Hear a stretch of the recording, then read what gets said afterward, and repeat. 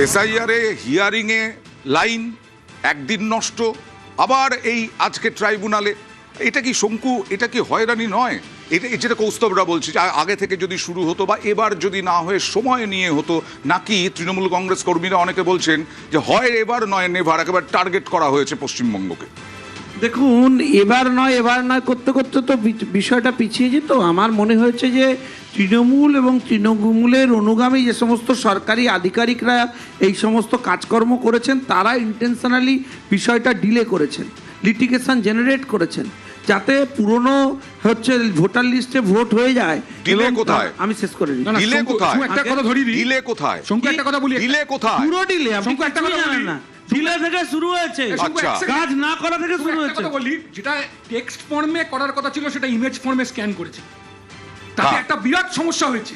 কিন্তু national election কমিশনের ভূমিকা কি? তারা তো পেপার টাইগার, ব্যবস্থাই নিতে পারছে না কারোর বিরুদ্ধে। প্রস্তাবদা, একটা জিনিস তোমাকে, তুমি এটা তৃণমূলের হয়ে বলো বা না বলো তাতে কিছু যায় আসে না, কিন্তু এটা তো ঘটনা যে এই রাজ্যের যে সমস্ত প্রশাসনিক আধিকারিকদের নিয়ে কাজ করতে হয়েছে, তাতে ইলেকশন কমিশনকে অসহযোগিতার চূড়ান্ত পর্যায় পর্যন্ত তৃণমূল নিয়ে গেছে, এবং সেটা করবার পেছনে তাদের নির্দিষ্ট রাজনৈতিক উদ্দেশ্য ছিল। আরে ভাই, বলতে দিতে হবে।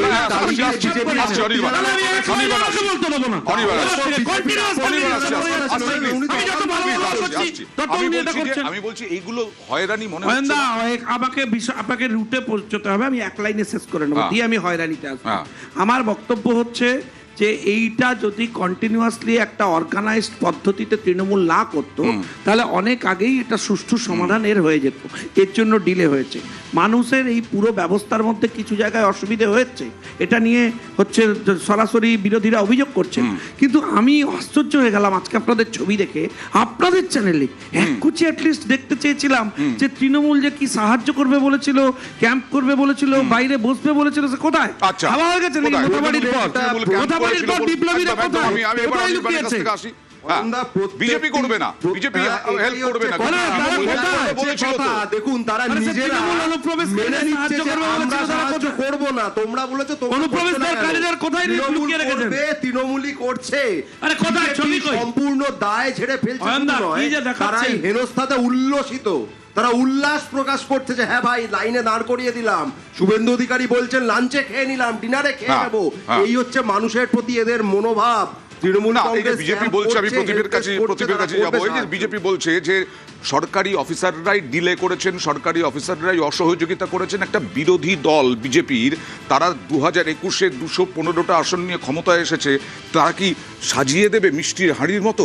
তারা তো বিরোধিতা করবে। একটা জিনিস এখানে ডিলের কথা হচ্ছে, আমার কাছে আমরা যতটা দেখেছি যে এসআইআর প্রক্রিয়া যখন পশ্চিমবঙ্গে হচ্ছে, তখন প্রথম 10 দিন ডিলে হয়েছিল প্রথম যে তালিকা প্রকাশের জন্য। তাহলে 10 দিন ডিলে, এই হিউজ যে কাজ এবং কাজের ধরন, নির্দেশিকা বারবার হচ্ছে বদল, তাহলে সেটার জন্য খাপ খাওয়াতে গিয়ে 10টা দিন প্রথম হচ্ছে গিয়ে ডিলে হলো।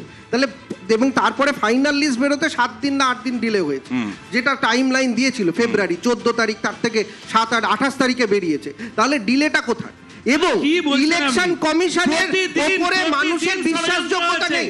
58 লক্ষ নাম, 58 লক্ষ নাম যে ছিল, 58 লক্ষ, তার আগে আচ্ছা বলতে দাও শঙ্কু, শঙ্কু শেষ করতে দাও, শঙ্কু শেষ করতে দাও, শঙ্কু শেষ করতে দাও প্লিজ। আচ্ছা, এটা কি জানা ছিল না ইলেকশন কমিশনের যে বাংলা? আমি সেটাই বললাম, আমি সেটাই বললাম, প্লিজ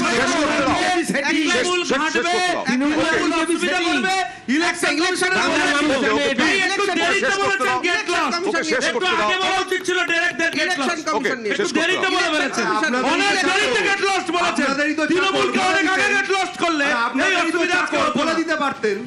দেখুন, আমার কথা হচ্ছে যে 58 লক্ষ নাম যে ছিল, তাহলে ইলেকশন কমিশন যে প্রত্যেক বছর 4 বার করে বলে যে আসুন আমরা নাম তুলছি, নাম ডিলিট করছি, আজকে বলুন তো এই যে জায়গায় আজকে রাজনৈতিক দলরা ক্যাম্প করলো কি করলো না, তার থেকেও বড় কথা ইলেকশন কমিশন কোনো সহায়তা করছে?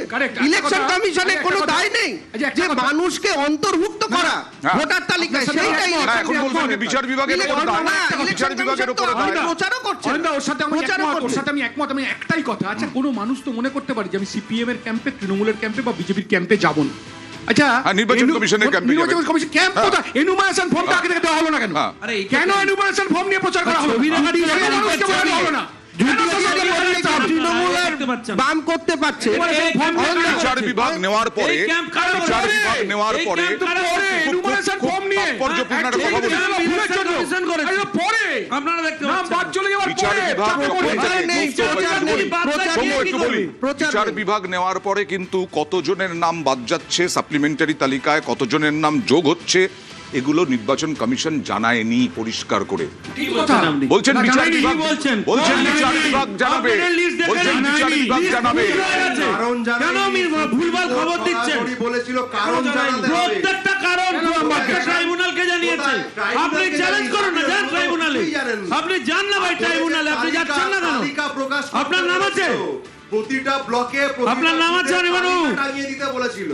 প্রতিটা বুথের তালিকা কারণ সহ যে নাম বাদ দেওয়া হয়েছে, এই কারণে নাম বাদ দেওয়া হয়েছে উইথ রিজন। আপনি রিজন মানে জানেন? যে আপনি উইথ রিজন আপনার টাঙাতে জানা বলা উচিত। হয়েছিল। টাঙিয়েছে আপনার আমি একটু জানা প্রস্তাবের কাছে উচিত। যাবো। পরবর্তী আপনারা পদক্ষেপ কি হতে পারে? বিচার পরেও সিপিআইএম এর আপনারা এইসব পরবর্তী গন্ডগোল পদক্ষেপ কি বাড়িয়েছেন হতে পারে? মোটাবাড়িতে। এখনো 27 লক্ষ নাম বাদ, এইভাবে ট্রাইব্যুনালে নাম উঠবে না। মোটামুটি ধরেই নেওয়া যায় যে এবারের ভোটে আর নাম উঠবে না হয়তো। না, আমি এভাবে দেখতে রাজি নই। আমাদের কথা হচ্ছে যে বিমান বসু স্টেটমেন্ট করেছেন, দেখবেন বামফ্রন্টের প্রচারের মাধ্যমেও আমাদের কথা হচ্ছে ন্যায্য বৈধ ভোটারের নাম ভোটাধিকার রক্ষা করতে হবে, এবং যেভাবে নির্বাচন কমিশন দ্রুততার সাথে এ কাজ করেছে তা অনভিপ্রেত, এবং এটা ঠিক যে রাজ্য প্রশাসন পদে পদে প্রথম থেকে মমতা ব্যানার্জি প্রথম দিন বলেছিল একটা নামও বাদ দিতে দেবো না, পরের দিন shift করে গেল। সেটা তো পরের দিন কমিশন shift করে গেল। জানতোই যে বিরোধিতার মধ্যে পড়তে হবে। আমি তো সেটাই বললাম শঙ্কুদেব পেপার পান্ডা। টাইগার কিচ্ছু করতে হবে না। শেষ বেলায় এসে এইসব করে কি হবে? নাচন কদন করে লাভ কি হবে? মানুষ তো হয়রানি হলো। গরিব মানুষকে এনুমারেশন ফর্ম বোঝানো হলো না কেন? কেন শাসক দল সুবিধা পাবে? কেন শাসক দল ক্যাম্পে যেতে হবে বা অন্য কাদের ক্যাম্পে যেতে হবে? আমি তো বলছি, একজন মানুষ মনে করবে যে আমি নিজে নিজে ফর্ম ফিল আপ করবো, আমি কোন রাজনৈতিক দলের কাছে যাবো না, মনে করতে পারেনি। আপনারা এনুমারেশন ফর্ম আপনারা নিয়ে কি প্রচার পিছিয়ে করেনি। পড়েছেন? কোনো পিছিয়ে পড়ার বিষয় নেই। একটা কথা বলি অয়নদা, বিজেপি কারণ শুভেন্দু অধিকারী নিজে বলছেন 177টা আসন।